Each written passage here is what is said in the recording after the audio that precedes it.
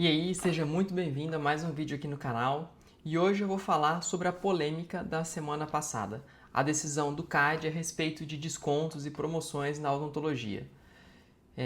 Por que semana passada? Porque eu levei um tempo refletindo, pensando o que isso realmente significava, quais as reais implicações.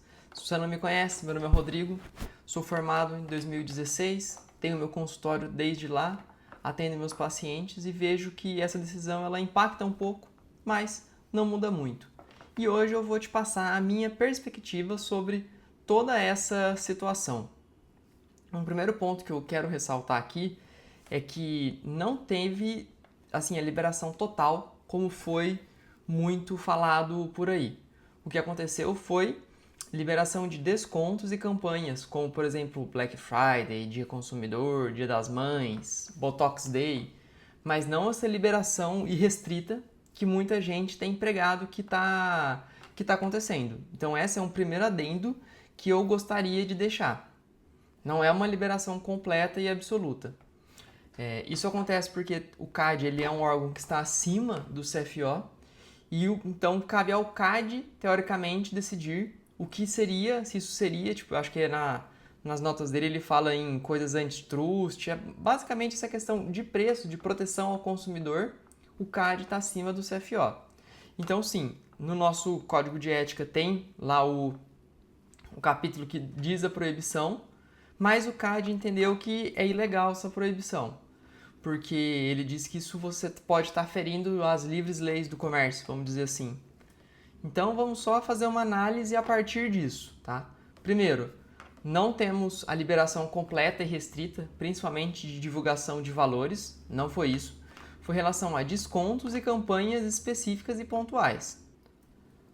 Então assim, quando eu vi a notícia, eu vi num vídeo no Instagram e rapidamente, tipo, comentários depois, esse vídeo apareceu para mim mais várias vezes. Outras pessoas também publicaram, foi um assunto que foi muito em alta e é sempre basicamente a mesma coisa. Comercialização, vai virar feira, a odontologia tá isso, tá aquilo, agora não tem mais jeito, e nós vamos ter que entrar na guerra de preço, como é que ele vai competir? E eu acredito que isso sempre aconteceu.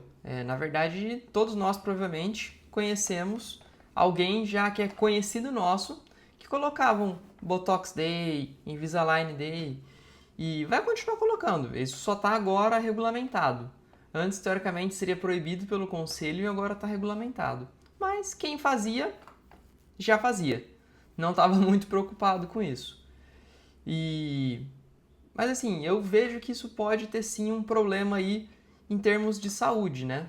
Primeiro, eu acho que se você está se posicionando por preço, a pessoa que ela vem por preço, ela vai por preço. Você cobrou R$ 100, o outro cobrou 95, opa, ali é 5 mais barato, vou lá. Então eu nunca escolheria essa questão por preço. As campanhas elas podem aproveitar um momento de mercado e estimular? Pode até ser.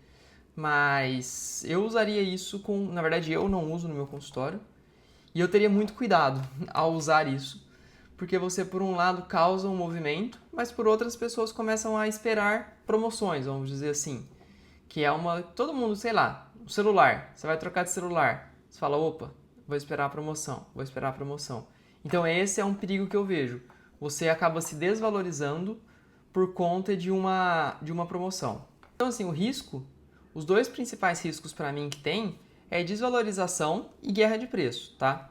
A desvalorização, ela está muito mais embutida, talvez, numa concorrência muito grande e na falta de diferenciação que você pode ter no seu consultório, que você pode não ter nenhuma diferenciação, ou pelo menos não saber comunicar essa diferenciação, muito mais do que em questão de preços. Porque assim, o preço é uma maneira de diferenciar, mas só é bom para quem tem o preço mais baixo.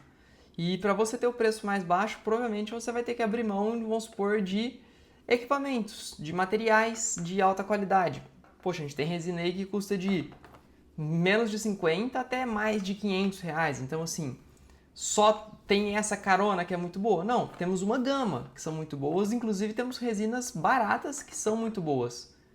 Em outros momentos, a gente precisa lançar mão do material de mais qualidade.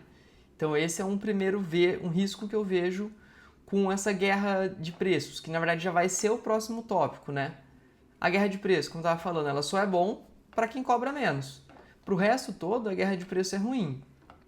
E como dentista que eu tenho meu consultório, eu atendo, não tenho uma grande clínica, uma grande estrutura, sou eu, como dentista, uma secretária. Pra gente, essa guerra de preço a gente sempre vai perder. Porque, por exemplo, quando eu vou comprar implantes, eu compro geralmente de 30 implantes. Poxa, às vezes eu mando lá mensagem para a representante e ela me manda pacote de 500 implantes. Quer dizer, claro que quem faz 500 implantes vai pagar muito menos o implante. Então, se ele for usar o mesmo material do que eu, ele está pagando menos. Mas o que geralmente ocorre é ele não usa o mesmo material e, além de tudo, ele cobra, vamos dizer assim, ele aumenta a margem dele, no sentido dele pega um material que custa menos, paga menos, e por isso que eu acabo perdendo a guerra de preço. Então, cabe a mim se diferenciar, na verdade, me diferenciar com base em outras coisas. E cabe a você também, porque nessa história da guerra de preço, provavelmente, nós que temos uma estrutura mais enxuta, mais solo, de poucos profissionais ali atendendo juntos, nós vamos perder essa guerra.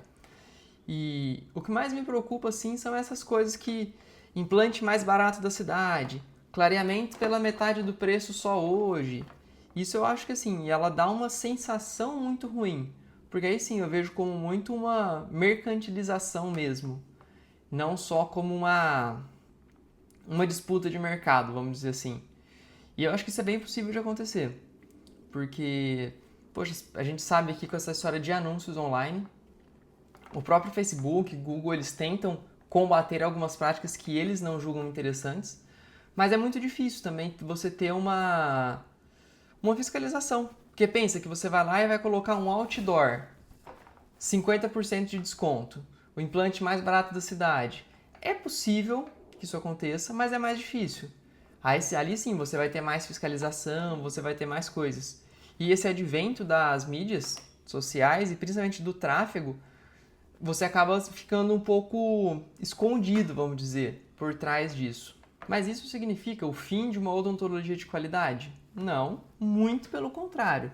Na minha opinião, isso vai só aumentar a distância em preço e valor. Então, poxa, tem paciente que eu já atendo há 7 anos, eu tenho 8 de formado, e eu tenho paciente que eu já atendo há 7 anos. Então, assim, eu acho muito pouco provável que eles me troquem porque o outro pode cobrar um pouco a menos. Porque eu construí diversas coisas com esse paciente. Então, a gente tem uma confiança muito grande, tem uma relação de intimidade, porque, poxa, a gente mexe dentro do corpo da pessoa. A boca é um órgão que, assim, é a entrada do corpo, ele não está nem na parte externa, ele já está para dentro. Então, para mim, a odontologia de qualidade, ela existe, ela vai continuar existindo, não tem a menor chance disso, vamos dizer assim, ser o fim da odontologia, como nós conhecemos, mas sim, eu acredito que é uma mudança de paradigma, porque muita gente que antes de repente não postava, agora que não existe mais a proibição, vai começar a postar. Mas isso só me leva à conclusão de que cada vez a gente precisa construir um posicionamento, uma marca pessoal mais fortes. O que nós acreditamos tem que cada vez ser mais forte. A pessoa ela tem que escolher fazer o tratamento dela comigo por diversos motivos. Não pelo preço, mas porque ela confia em mim, porque ela percebe ali que eu consigo entregar os resultados, eu consigo me comunicar. É todo um misturado de coisas que que fazem a pessoa confiar em mim. E nós devemos sempre buscar essa confiança. Porque eu falo em mim porque é mais fácil para mim, porque é minha vida, né? Eu não posso falar para você porque eu não sei o que está acontecendo. Então eu vou continuar usando os exemplos da minha prática no dia a dia. E agora pensando nos pacientes, qual impacto isso pode ter? Eles eu acho que são os mais prejudicados, porque pela falta vamos dizer assim, desse conhecimento técnico de, poxa, uma resina de maior qualidade, uma resina de menor qualidade, um implante, e principalmente com as outras questões de bastidores, limpeza, esterilização, tudo isso eu temo ser comprometido devido nessa guerra de preço.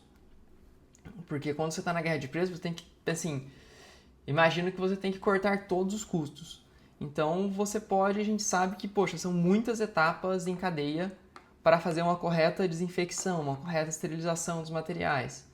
Então eu acredito, eu tenho esse receio, vamos dizer assim, no sentido mais sanitário. Tenho receio da pessoa, cobra muito pouco, o paciente acha que aquilo é o mais importante, porque ele vai estar pagando pouco, só que ali falta técnica, falta material de qualidade.